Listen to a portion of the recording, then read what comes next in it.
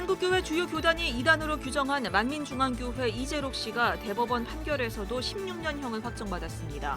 대법원은 이 씨가 자신의 종교적 권위를 이용해 항거하지 못하는 피해자들을 상습적으로 간음하거나 추행했다고 판단했습니다. 명성교회와 소속노회인 서울 동남노회가 아대 목사 청빙결의는 무효라는 재판국 판결을 반박하고 나선 가운데 이를 제대로 집행하기 위해서는 총회 임원회의 역할이 중요하다는 지적이 제기됐습니다. 예장통합재판국이 명성교회 세습 청빙결의는 무효라고 판결한 가운데 김하나 목사는 재판국의 세습 무효 판결을 고난에 비유했습니다. CBS 논평에서 짚어봅니다. 여러분 안녕하십니까? CBS 뉴스입니다. 한국교회 주요 교단이 이단으로 규정한 만민중앙교회 이재록 씨가 오늘 대법원 판결에서 16년형을 확정받았습니다. 대법원은 이 씨가 자신의 종교적 권위를 이용해 항거하지 못하는 피해자들을 상습적으로 간음하거나 추행했다고 최종 판단했습니다. 오유셉 기자입니다. 여신도들을 상습 성폭행한 혐의로 재판에 넘겨진 이재록 씨가 징역 16년의 중형을 확정받았습니다. 대법원 3부는 상습 중간간 등의 혐의로 기소된 이 씨의 상고심에서 징역 16년형을 선고한 원심을 확정했습니다. 이재록 씨가 자신의 종교적 절대 권위에 복종하는 피해자들의 심리적 상태를 이용해 상습적으로 간음하거나 추행하였다는 원심의 판결을 인정한 겁니다. 16년형과 함께 80시간의 성폭력 치료 프로그램 이수와 10년간 아동 청소년 관련 기관 등의 취업 제한 명령도 인정했습니다. 이 씨는 수년간 여신도 9명을 40여 차례 성폭행 추행한 혐의로 구속 기소됐었습니다. 지난 1심에서 재판부는 이재록 씨가 어린 시절부터 교회를 다녀 반항하거나 거부하지 못하는 피해자들의 처지를 악용해 범행을 저질렀다며 20대 피해자들을 장기간 상습적으로 추행하고 집단 간음하는 등 비정상적인 범행을 저지르기도 했다고 징역 15년형을 선고했습니다. 이어진 2심에선 피해자가 한 명 더 확인되면서 형량이 1년 더 늘었습니다. 당시 2심 재판부는 이재록 씨가 피해자들이 돈을 목적으로 허위 사실을 무고하는 것이라고 주장하면서 범행 일체를 부인하고 반성하고 있지 않아 중형 선고가 불가피하다고 밝히기도 했습니다. 대법원은 피해자들은 범행 당시 종교적 권위를 가진 이재록 씨에 대해 절대적인 믿음을 가진 상태였고 심리적으로 반항이 불가능한 상태 또는 현저히 곤란한 상태에 있었다고 인정한 원심의 판단에 잘못이 없다고 밝혔습니다.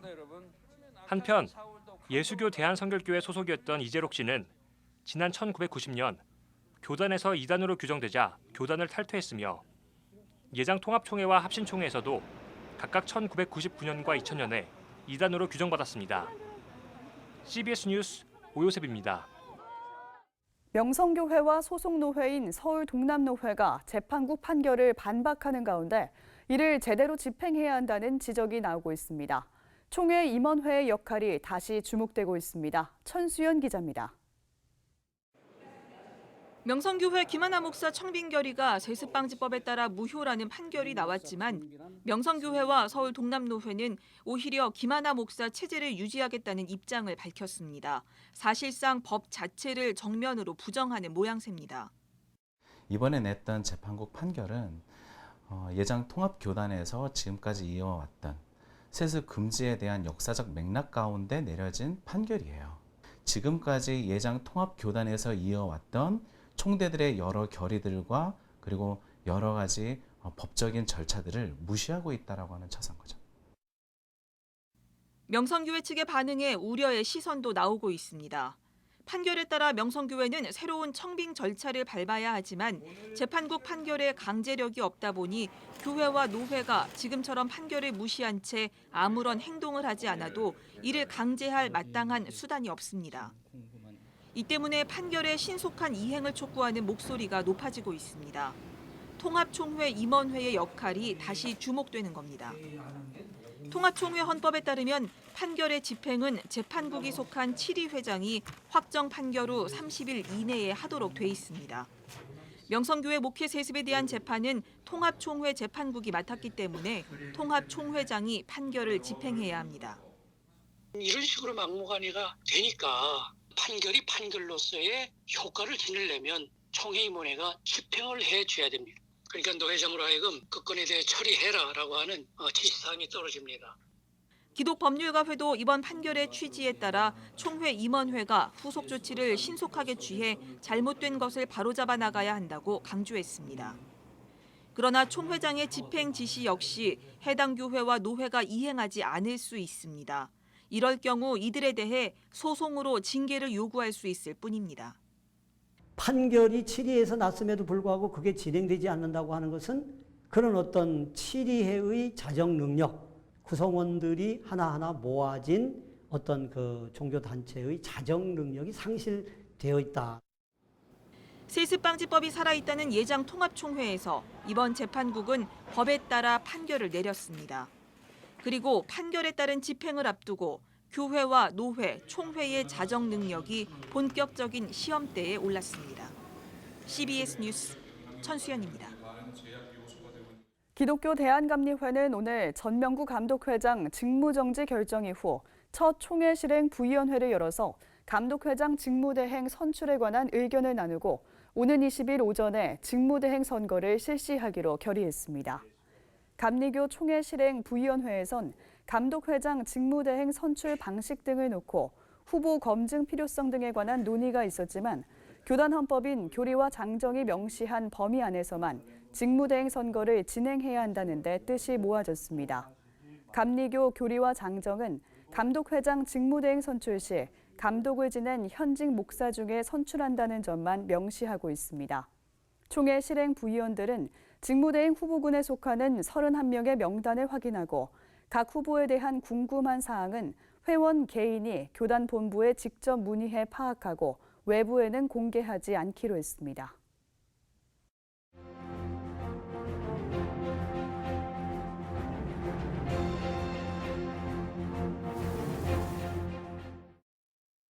대한예수교 장로회 통합재판국이 지난 5일 김하나 목사의 세습 청빙은 무효라고 판결했습니다. 김하나 목사는 다음 날 새벽 기도에서 재판국의 판결을 고난에 비유했습니다. 김하나 목사는 진정한 영광은 고난 없이 이루어질 수 없다고 말했습니다. 신학생들은 대형교회 담임 목사의 아들은 송골, 대형교회에 영향력 있는 장로의 아들은 진골이라고 합니다. 신학생과 목회자가 분류한 계급에 따르면 김하나 목사는 성골 출신입니다. 성골 출신답게 40대에 통합교단에서 가장 큰 명성교회의 담임 목사가 됐습니다. 그 김하나 목사에게 고난이라는 표현이 어울릴지는 의문입니다. 구태여 비유를 하자면 꽃가마를 탔는데 환호해 주는 사람이 없었다고 할 수 있습니다. 이는 고난이 아니라 불쾌한 것으로 비유한 것이 더 적절할 것입니다. 성경에서의 고난은 일반적으로 잘못이 없는데도 탄압받는 경우를 가리킵니다. 예수 그리스도의 고난이 대표적인 것입니다. 초신자들이 제일 먼저 접하는 말은 죄 없고 흠 없는 예수께서 우리를 대신해 십자가에 못 박혀 돌아가셨다라는 것입니다. 초신자가 생각하는 고난과 김하나 목사가 일컫는 고난의 의미가 다를 수 있습니다. 김하나 목사는 대한민국의 40대 목사 누구도 경험하지 못한 이른바 영광을 이미 얻었습니다. 다만 그 과정이 예장 통합이 정한 규정에 어긋난다는 것이 재판국의 판결입니다. 교단 재판국의 판결은 거부하면 강제할 수단이 없습니다. 명성교회 장로들은 재판의 정당성에 대한 의문을 제기했습니다. 교계는 명성교회가 취할 두 가지 가능성을 예상하고 있습니다. 첫 번째는 뒤집기 가능성입니다. 명성교회가 그 막강한 힘으로 다가올 104회 총회에서 뒤집기를 시도한다면 엄청난 혼란이 일 것은 불을 보듯 뻔합니다. 두 번째 가능성은 교단을 탈퇴하는 것입니다. 이는 통합에서 가장 큰 명성교회의 자존심이 상할 것이며 통합교단 자체의 손실임에 틀림없습니다. 비난은 여전할 것이나 교단법 위반이라는 굴레에서는 벗어날 것입니다. 김하나 목사는 대형교회 목사의 아들이지만 아버지의 후광에 힘입지 않아도 한국교회의 지도자가 될 수 있다는 평가를 받았습니다. 이제는 세습받은 담임 목사라는 수식어를 달고 다니는 데 대해 안타까워하는 교계 인사들이 많이 있습니다. 명성교회의 세습 때문에 상처받은 평신도들에게 또다시 상처 주는 시도를 하지 않기 바랍니다. CBS 논평이었습니다.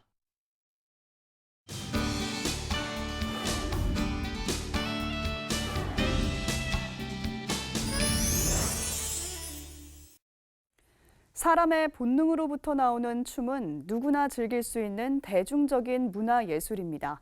그런데 장애인들에게는 춤을 배우거나 즐기는 것마저 제한돼 있는데요. 장애인들에게 춤출 권리를 찾아주며 장애인 예술의 저변을 넓혀가는 무용제가 열리고 있습니다. 제4회 대한민국 장애인 국제무용제를 이빈나 리포터가 소개합니다. 무대 가득 울려 퍼지는 국악 소리에 맞춰 한 걸음 한 걸음 내딛는 모습이 예사롭지 않습니다. 떨리는 몸으로 짓는 독특한 춤사위와 표정 연기가 어우러져 색다른 무대를 만들어냅니다. 뇌병변 장애를 지닌 강성국 무용가와 양길호 여연수 무용가가 참여한 온몸 컴퍼니 팀의 공연 고든 목지입니다. 목이 부러져 붙어버린 장애인을 가리켰던 말인 고든 목지에 대한 설화를 춤과 극적 요소를 가미해 표현한 작품으로 지난 7일 대한민국 장애인 국제무용제의 개막작으로 선보였습니다. 이 작품을 비롯한 세계 각국의 장애인 무용을 한자리에서 만나볼 수 있는 2019 대한민국 장애인 국제무용제가 지난 7일 열린 개막식을 시작으로 서울대학로 아르코 예술극장에서 진행되고 있습니다. 올해로 4회째를 맞는 무용제는 세계 유일의 장애인 국제무용제로 전 세계 장애인을 예술로 통합시키고 문화예술을 통한 국내 장애인 복지의 향상을 위해 마련됐습니다. 이번엔 일본을 비롯한 아시아 국가와 아르헨티나와 스페인 등 총 6개국의 12작품을 공연하며 세계 장애인 무용의 흐름과 정보를 공유합니다.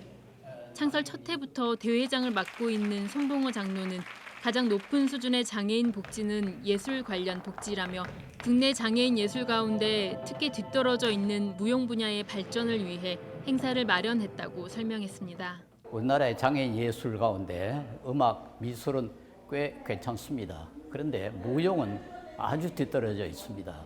그래서 국제 무용 축제를 만들어서 외국의 그 장애인 무용수들을 초청해서 그들로부터 우리가 좀 배우고 그래서 우리나라의 가장 뒤떨어진 장애인 그 무용을 조금 더 한 단계 높여주는 것이 우리의 목적입니다. 손 대회장은 특히 그리스도인들과 한국교회가 장애인 예술에 관심을 가져줄 것을 당부했습니다. 우리 그리스도인들도 가장 고통 많이 겪는 사람을 가장 먼저 도와야 되거든요. 고아와 과부와 객처럼 우리 사회에서 가장 힘든 사람들이 장애인이기 때문에 한국 기독교도 장애인에 대해서 관심을 써야 되고 또 그 높은 단계인 복지, 즉 장애인 예술에 대해서도 관심을 쓸 필요가 있습니다. 앞으로 아르헨티나의 비장애 안무가 도미니크 멜햄과 뇌병변 장애를 가진 독일의 안무가 롤렌트 발터가 함께하는 듀엣 작품 우노와 국내 대표적인 비보이 이정수 씨가 속해 있는 다국적 장애인 비보잉 그룹 일 어빌리티의 작품 디스커넥트 등이 관객들을 만날 예정입니다. CBS 뉴스 이빈나입니다.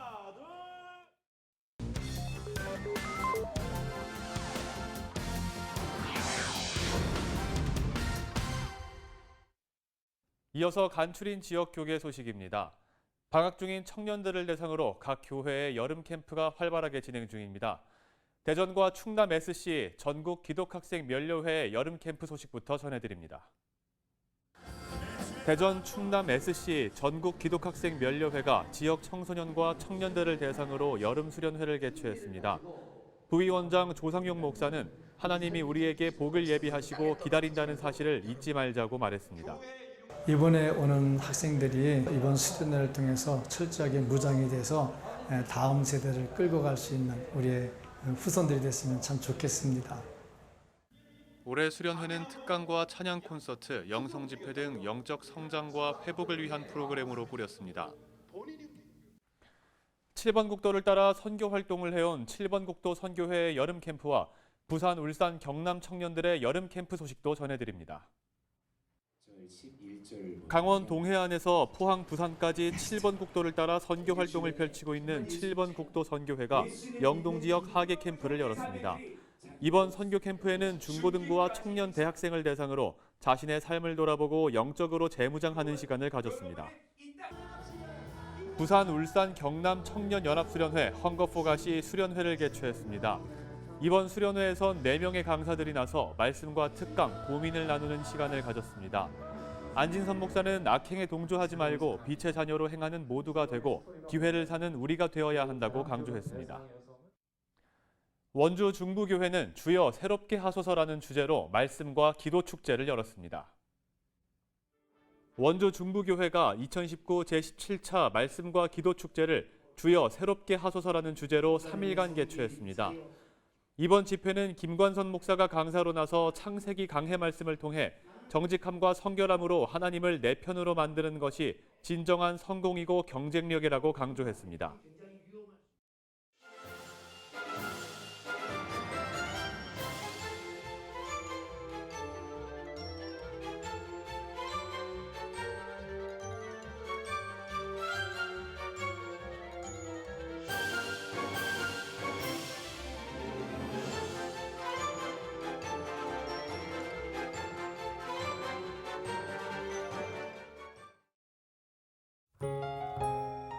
날씨입니다. 내일은 전국이 맑은 가운데 경기도와 강원도 일부 지역에 소나기가 내리겠습니다. 내일 아침 최저 기온은 23도에서 26도, 낮 최고 기온은 29도에서 37도로 무더운 날씨가 계속되겠습니다.